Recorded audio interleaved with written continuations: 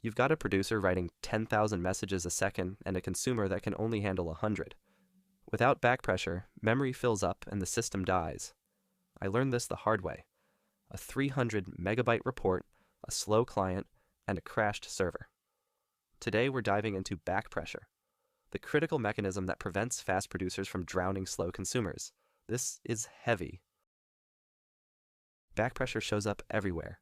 In-process streams, Node.js, Java reactive streams, message brokers like Kafka and RabbitMQ, database replication logs, even the Linux pipe.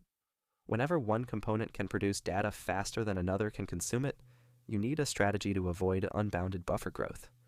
The pattern is always a queue sitting between a fast side and a slow side. The fundamental problem is the queue itself.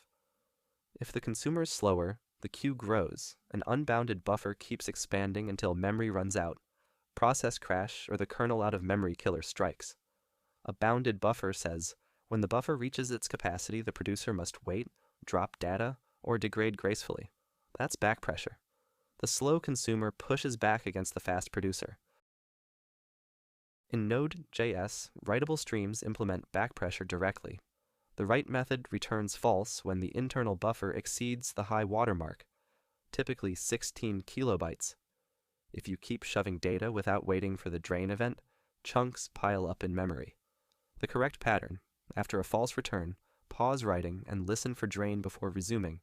Even better, pipe or pipeline handle this for you by propagating backpressure through the entire chain. One call to pipe would have saved my server. So let's talk about that 300 megabyte report. The service pulled the data from a database, formatted it as JSON, and piped it straight to the HTTP response. The client was on a slow connection, downloading at maybe 2 megabits per second. The server was shoveling data into Node's response writable stream without checking drain. The readable buffered hundreds of megabytes of unsent data. RAM spiked, the process hit its memory limit, and the server died. The fix was trivial, just using pipe from the JSON formatter to the response. Pipe automatically pauses the readable when the writable signals backpressure, so the formatter stopped producing data until the socket drained. Memory stayed flat. In a distributed system, the queue becomes a message broker, Kafka, RabbitMQ, SQS. The broker persists messages to disk, so a slow consumer doesn't immediately crash your producers, but it creates consumer lag, the offset difference between produced and consumed messages. If consumers can't catch up, lag grows. With bounded retention, like Kafka's log segment size or time-based cleanup, old messages get deleted before they're processed. That's data loss. The broker may also apply backpressure to producers if it runs out of memory or disk space. To reduce lag, you can scale consumers horizontally by adding more instances in the same consumer group. Kafka's parallelism is tied to partitions. You need at least as many partitions as consumers. For RabbitMQ, increasing the prefetch count lets a consumer grab more messages at once, but that's just a buffer inside the consumer. If scaling can't keep up, you must slow the producer, throttle based on lag metrics, or shed load by dropping low-priority messages. Graceful degradation beats an outage. There is a fundamental trade-off. Unbounded buffers are simple and absorb bursts without blocking producers, but they risk memory exhaustion. Bounded buffers prevent out-of-memory crashes at the cost of increased latency when the buffer is full and producers block, or you may drop data. In many systems, data loss is unacceptable, so you design with a bounded buffer plus backpressure and ensure consumers scale with load. When you drop messages because a bounded queue overflows, you break at least once delivery guarantees.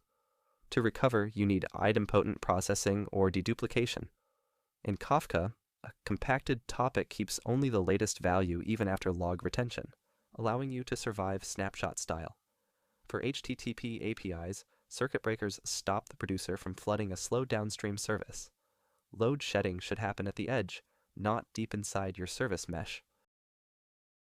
Size your buffers for the expected worst-case burst plus a safety factor, given the consumer's sustainable throughput.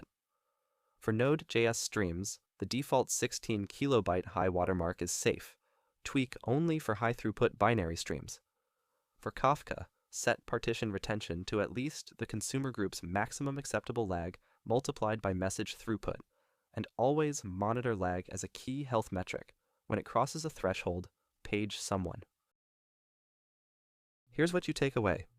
Unbounded buffers between a fast producer and a slow consumer will eventually blow up memory.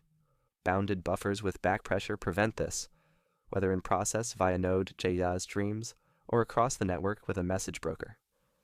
In production, respect the drain signal. For distributed queues, plan for consumer lag, scale consumers, throttle producers, or design for graceful load shedding. And that report that crashed my server? A single pipe call fixed it. Your systems will survive slow clients if you remember, the slow side must push back. Thanks for watching. I hope this one was useful. See you in the next video.